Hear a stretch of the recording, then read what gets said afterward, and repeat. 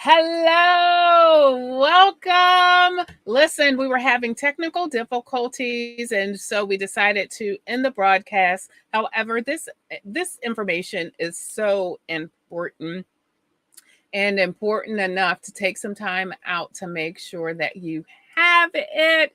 And so it is all about fake it till you make it. Absolutely not. Nope. Be you and lead like a boss. I want you to be able to lead like the boss that you want to be, that you wish you had. So we are, well, I would say we are live. However, we're not. We are, well, kind of, sort of, but not really. At any rate, please make sure that you like and subscribe, whatever platform you are watching us from. Again, today is all about overcoming imposter syndrome, and that's what we're really going to focus on. That as seasoned professionals, you all have demonstrated that you are supposed to be where you are. You have the competence, you've earned your place in your respective fields. Yet sometimes there are doubts that overcast and overshadow the accomplishments that you have already made and that you are making. Listen, last week we talked about level up your leadership, essential self awareness skills for women. If you missed it, please go back and catch that on YouTube or Facebook. Today, our goal really is to shed a light on why conquering these doubts is going to be critical to your leadership journey, how mastering this will be able to be influential to you, and it's going to help your professional growth and your professional trajectory. And that's important because it's not how you start, it's where we want to finish. Our 3 points are going to be authenticity in a leadership, strengthening your leadership influence, and fostering diversity, equity, and inclusion. Typically, we do a roll call. We're just going to we're going to scooch over a couple of things. I'm not even going to tell this story. I am just going to jump in first to give you a few stats. And if you saw the beginning, you may have caught some of this, but it's still worthy enough to be able to share. Imposter syndrome is a significant issue among career women, okay? And that's simply what it is, affecting your self-perception, professional advancement.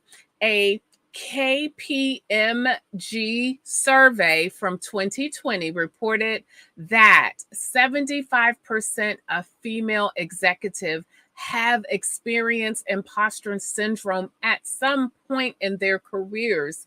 This condition is particularly prevalent among high achieving individuals who are minority or of a marginalized group. And so definitely this may hit, it doesn't mean that it doesn't hit our other sisters. It doesn't mean that it doesn't hit our other sisters. It just means that really for the Black and Brown sisters, these are things that are heavily prevalent and things that we may experience just a little bit more than our other sisters out there.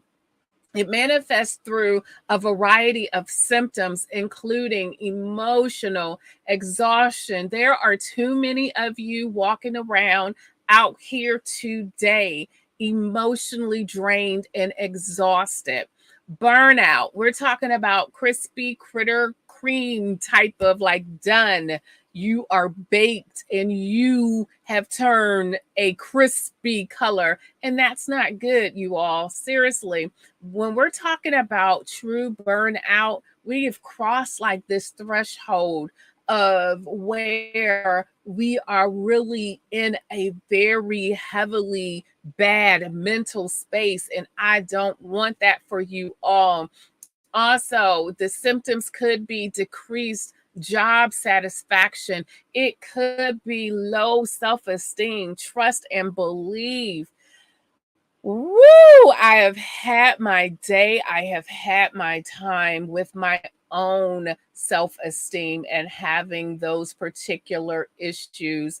And imposter syndrome, if that self esteem is not in the right place, will attack it. Also, when we're looking at this, we want to be able to have overall mental health and well being.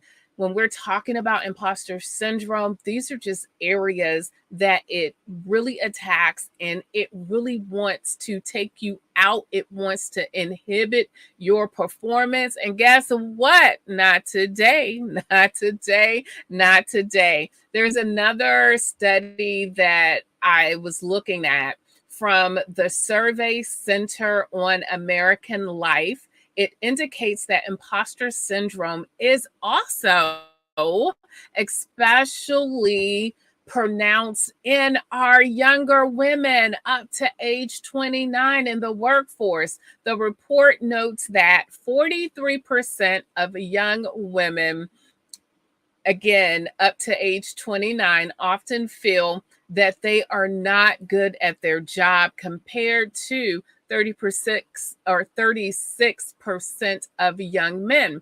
College educated women also report feeling self doubt, with 51% feeling like they are not good at their jobs at least once or twice a week. And that is just too many times, irrespective of their educational achievements. So you have women out here who have bachelor's degrees and they are feeling insignificant. They are feeling like they're feeling all of this self doubt. They are feeling all of that. You have people with master's degrees, even doctorates, and yet they are feeling this way. And that's to let you know that you all are not alone.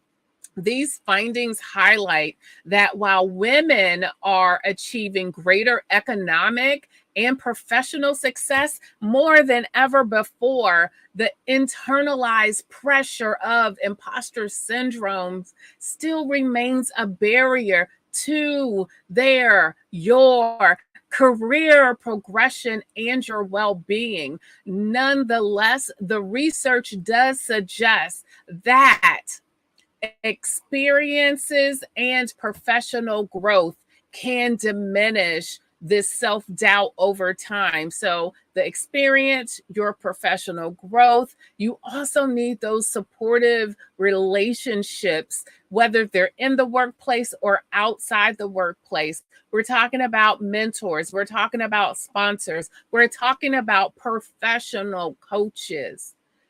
You still need to surround yourself in a strong village.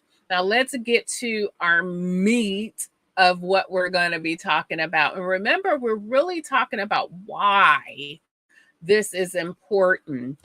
Imposter syndrome is a common phenomenon among leaders, which can lead to self doubt and fear of being found out that you're a fraud. But here's the thing, you all aren't a fraud.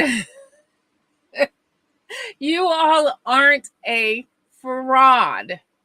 However, overcoming this syndrome can have significant positive impacts on your leadership style, empowering you to lead with authenticity and the confidence that you truly have. And what we're going to do is talk about our first area, or our first point, is authenticity in leadership. Authenticity really is at the heart of leadership. There are some of you out there who feel like you cannot be authentically who you are. I challenge you to look at that differently because I believe that you can be authentically who you are. You can stay true to you. It may be how you're doing it. I also say some people have pointed edges, and pointed edges can tend to cut. And so, if you have lots of pointed edges, perhaps you just need to round them out slightly, buff a little bit here, buff a little bit there, but you still can shine through with who you are. Again, when you overcome the fear of being seen as an imposter, you will start to lead with a genius that you're going to be like, oh my gosh, I should have done this. One of those things where you're like, I should have done this years ago. You're not just a title, you are a person that others can relate to. This authenticity will foster trust. It's going to create that environment where your team feels like they can come to you, where they feel like their voice is being heard. And that also sparks innovation. Leading with authenticity also is about embracing vulnerability, which for some that may be challenging, and yet it's so rewarding. Being able to be vulnerable is a monumental thing, especially if you're that person that doesn't like to show vulnerability. However, it gives you the opportunity to teach others. It gives you the opportunity to be seen as a human. It gives you the opportunity for growth, and it gives your people the opportunity to grow with you. So, embracing vulnerability, again, it can be challenging, but ultimately it is so rewarding. It allows you to connect with your team on that deep level that you need to when you're trying to do something extraordinary. Listen, if you're not trying to do anything extraordinary, and if you just want to go and just be like the next man or live in somebody else's house, then do you. But I am saying when you want to get to the extraordinary, you're going to have to tap into those types of things. Promoting open communication and collaboration. Authentic leaders are more likely to inspire their teams, and they are more likely to create a positive organizational culture. Our second point, strengthening your leadership influence. Overcoming imposter syndrome is going to enhance your influence. Leaders who are confident in their role can make decisions more decisively, and they're going to be able to inspire their teams. Your self assurance is infectious. I want to say eat off of you, but that doesn't sound that just doesn't sound right. I can see it in my head though. So this is going to help you to be so dynamic where you're inspiring your team and they're responding through that inspiration. It's kind of like sparking, like say your battery dies and you're given a jump, and that spark is going to literally shoot up like sparklers, right? Those little thingy things, sparklers, this is going to ignite a fire like never before. And I know it can probably sound a little bit hokey, But I am telling you, with the fact that you're being authentic, your authenticity is going to come through. It is a really truly going to strengthen your leadership influence just as well. It's going to empower your colleagues to embrace their strengths and contributions, and it creates this ripple effect. You know how you see in the basketball and football games. Well, I don't know if they still do it now, but like the wave, it's going to be like this ripple effect of confidence through your team. And hopefully when it goes through your team, and then your team going to be like, you don't understand. Susie is this and that and this and that. And Alexa, oh my goodness, listen, it is going to have such a ripple effect that not only will it impact your team, but it'll continue to go on to other parts of the organization. In addition, overcoming imposter syndrome can help you to develop a mindset of keep moving forward. It's okay to pivot, it's okay to stop. It is just going to increase your ability to think a little bit differently. And so don't shy away. Stay in this fight. And when you're in a fight and you believe you're losing, what happens? You need to start listening to your coach that's in the back. So whoever that is, and can it be, make sure that they are credible. Everybody,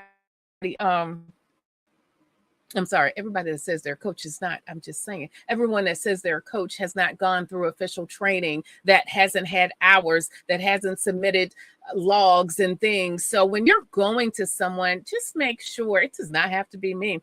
It needs to be reputable. It needs to be credible. It needs to make sure that that person has some form of some receipt where you can see that what they are telling you and how they are cheering you on is coming from a place that you need, that you. And just because someone else used someone doesn't necessarily make them the exact candidate for you. And I say that because as you are seeking for advice and when you're seeking these things out, you do need to know what type of table you're eating from. And that had absolutely nothing to do with any of my notes. So obviously, someone must have needed that tidbit of information.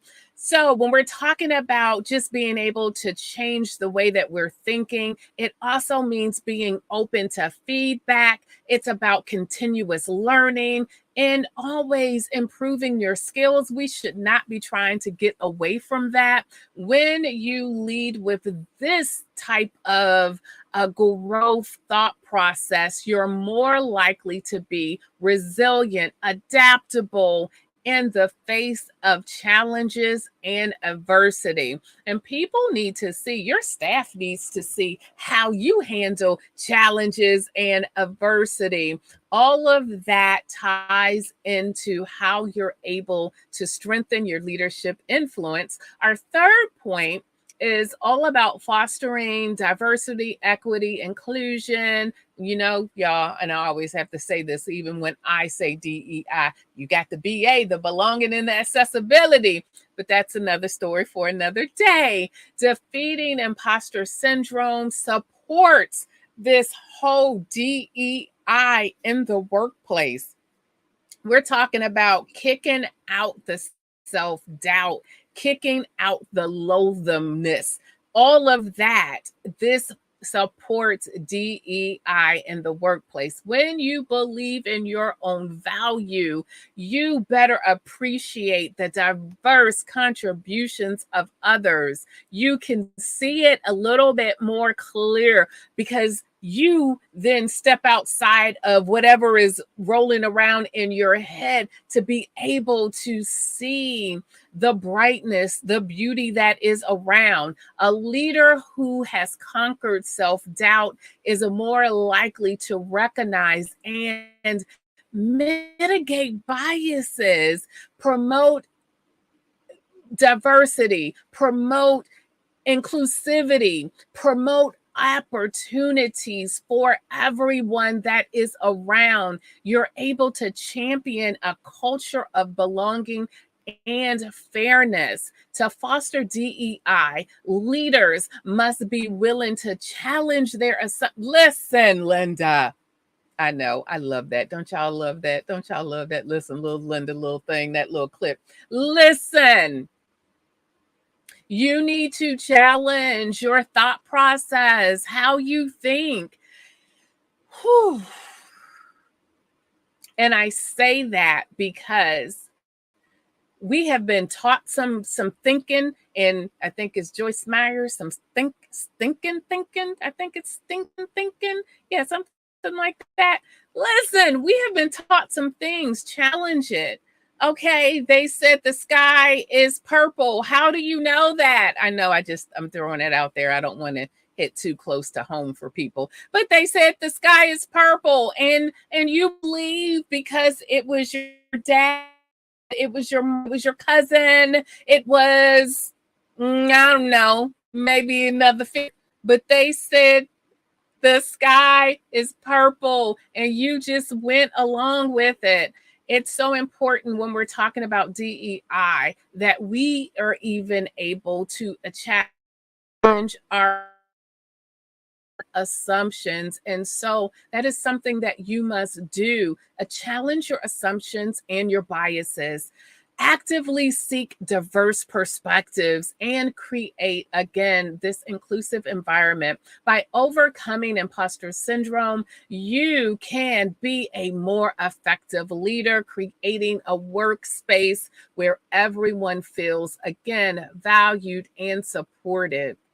And you can do that. Even if you don't necessarily feel valued and supported by your leadership, you can still provide that to the people that are under you.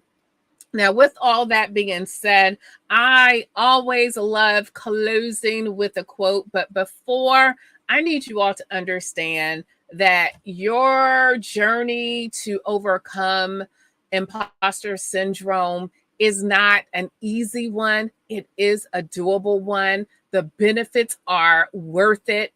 It takes time. And when I say time, hey, maybe it may take you 3 months, 6 months, a year, or maybe you still struggle with it 2 years later. Do not give up.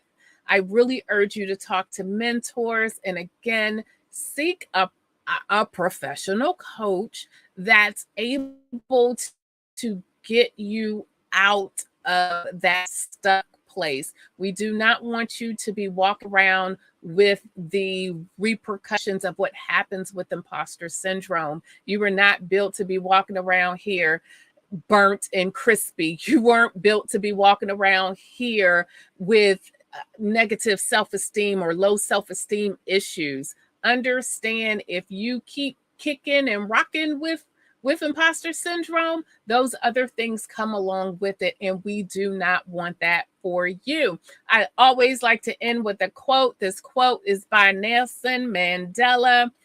I learned that courage was not the absence of fear, but the triumph over it. The brave man is not he who does not feel afraid, but he who conquers that fear. You all know normally I have a slide up or a little thing, but when we did all of this and had to change some stuff around, hey, this is part of it. It's part of being able to let go. Stop being in your head. And it is okay when things are not perfectly the way you thought they were going to be. But baby, we got to be adaptable. Baby, we got to know who we are and make sure that we are valuing ourselves. When we start really valuing ourselves, it will give you the ability to value someone else. And let's get in that DEI all together. So join me next week for more incredible insights and nuggets. You deserve nothing but the best. It's my goal to ensure that you move to your next level. Let's take your career to new heights together.